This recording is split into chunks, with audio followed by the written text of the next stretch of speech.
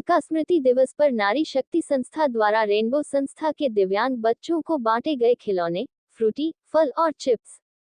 आज दिनांक 6 अगस्त अलका स्मृति दिवस के अवसर पर नारी शक्ति संस्था द्वारा महानगर स्थित रेनबो संस्था में अध्ययनरत दिव्यांग बच्चों को खिलौने, फ्रूटी, फल, चिप्स इत्यादि सामग्री वितरित की। उनमें से कई बच्चों ने संस्था की महिलाओं के साथ स्वर्गीय अलका की तस्वीर पर माल्यार्पण कर उन समस्त महिलाओं को श्रद्धांजलि अर्पित की जो दहेज के खातिर मौत की शिकार हुई थी। तत्पश्चात एक विचार गोष्ठी का भी आयोजन किया गया, जिसमें अपनी बात रखते हुए संस्था की महामंत्री अल्पना वाजपेयी ने कहा कि एक तरफ हमारी महिलाएं ओलंपिक में पदक जीत रही हैं, हमारे देश की राष्ट्रपति महिला हैं, वहीं दूसरी ओर महिलाओं के साथ जगह जगह सामूहिक बलात्कार जैसी घटनाएं निरंतर बढ़ रही हैं। इन सभी पर रोक लगाने के लिए हमें समाज के वातावरण को सुधारने की दिशा में मिलजुल कर प्रयास करने होंगे।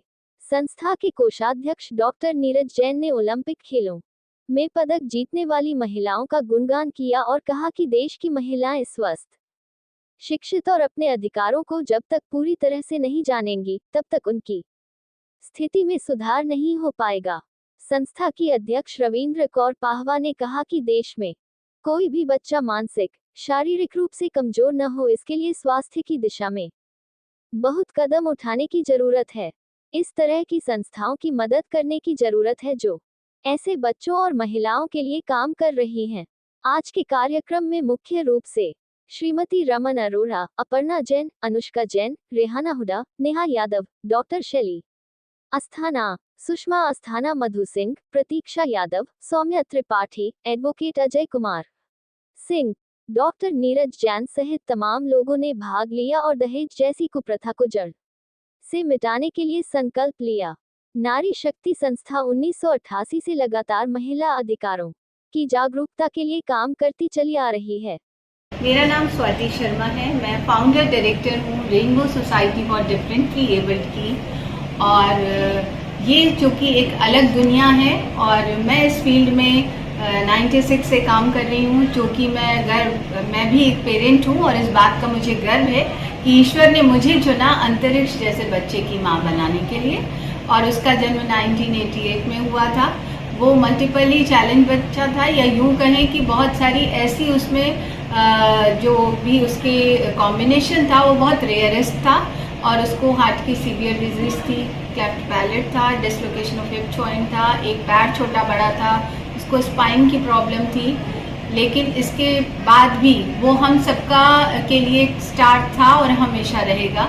अनफॉर्चुनेटली हमने उसे खो दिया 15 फरवरी को, जब वो 35 वर्ष का था। और वही जो संघर्ष था उसी ने मेरा व्यक्तित्व बनाया। तो यूँ कह सकते हैं मैंने जन्म उसे नहीं दिया, उसने मुझे जन्म दिया।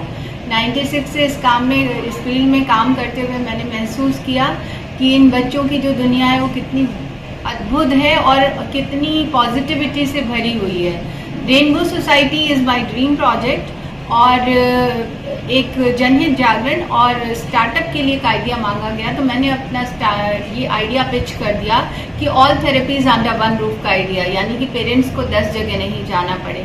हमारे यहाँ असेसमेंट से लेके speech therapy, physiotherapy, music, special education, special Olympic में रजिस्टर्ड हैं सारे बच्चे, और साथ ही वोकेशनल।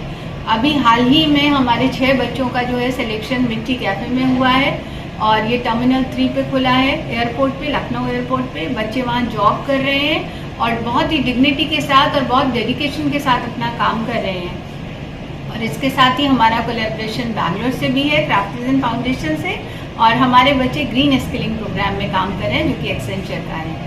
और आज का दिन हमारे लिए बहुत ख़ास है, क्योंकि हमारे साथ आज हमारे जो विशिष्ट अतिथि हैं वो है नारी शक्ति संस्था, और हम उनके हृदय से आभारी हैं कि उन्होंने आज का ये दिन हमारे बच्चों के लिए डेडिकेट किया है। और हमारे बच्चों के साथ न सिर्फ वो अपना बहुमूल्य समय बिताएंगे, बल्कि उनकी एक्टिविटीज़ करके और उनके साथ ढेर सारा उनको प्यार दे के, उनको गिफ्ट दे के, उनको और ज़्यादा उनको ये आनंद का अनुभव कराएंगे। तो we are really grateful to Nari Shakti संस्था। मैं डॉक्टर अल्पना वाजपेयी नारी शक्ति संस्था की महामंत्री हूँ। हमारी संस्था नारी शक्ति 88 से आज तक उन सभी महिलाओं के लिए लड़ती चली आ रही जिन्हें दहेज के लिए असमय मौत के मुंह में जाना पड़ा था।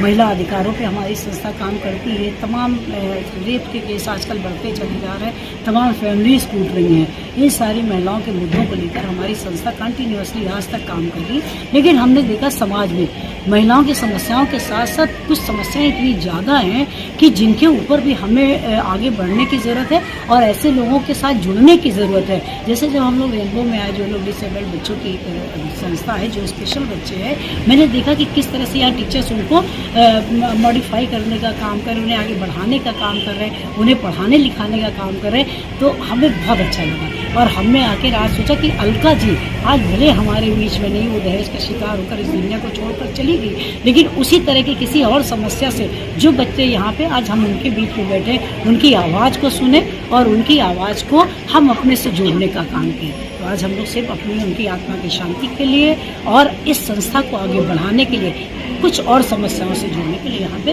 हम सभी लोग। नाम के साथ? मेरा नाम लायन रेहाना होता है। मैं लायंस क्लब इंटरनेशनल से जुड़ी हुई हूँ। ये 1917 में स्टार्ट हुआ था जिनेवा में।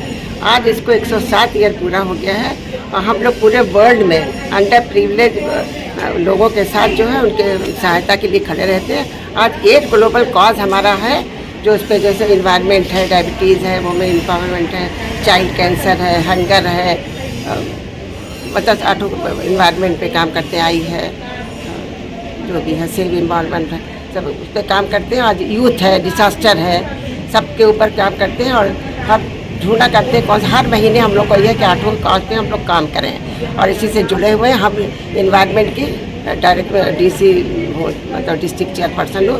पूरे 11 ज़िला को मैं देखती हूँ। पूरे हर जगह आज ग्लोबल वार्मिंग हो रही है, हम अवेयरनेस भी देते हैं कि हम ये जो वार्मिंग हो रही है, कार्बन डाइऑक्साइड ऑक्सीजन बढ़ रही है, तो उसके कॉज क्या हैं कि पेड़ों को काटते हैं, ये डेवलपमेंट के नाम पे पेड़ कट रहे हैं, ग्लेशियर सूख रहे हैं और वार्मिंग हो रही है। इसको हम लोग कैसे जो है कम कर सकते हैं। तो हम लायंस के पास एक ही ऑप्शन है कि हम जो है वो ट्री प्लांटेशन, और ट्री प्लांटेशन हम लोग हर अंडर बाउंड्रीज करते हैं कि हम उनका कैसे संरक्षण भी कर सकें, उनकी सेवा कर सकें, कैसे पाल पोस करें, एनवायरनमेंट को सही कर सकें। और यूथ को हम अगली जनरेशन को, जैसे सेव वाटर है, जो रेन का वाटर है छतों पे बहता है, उनको हम ऊपर से पाइप लगा के रेन वाटर हार्वेस्टिंग का काम करते हैं कि जो हम कुदरत ने हमें दिया है, जो हमारे हुए, तो उनको हम कुछ लौटा भी सकें। उसके लिए हम लोग पार्कों में जो है उसके वेस्ट मैनेजमेंट पे काम करते हैं। जो घरों में सब्जी के कचरे, 80% कचरा जो है घरों से निकलता है,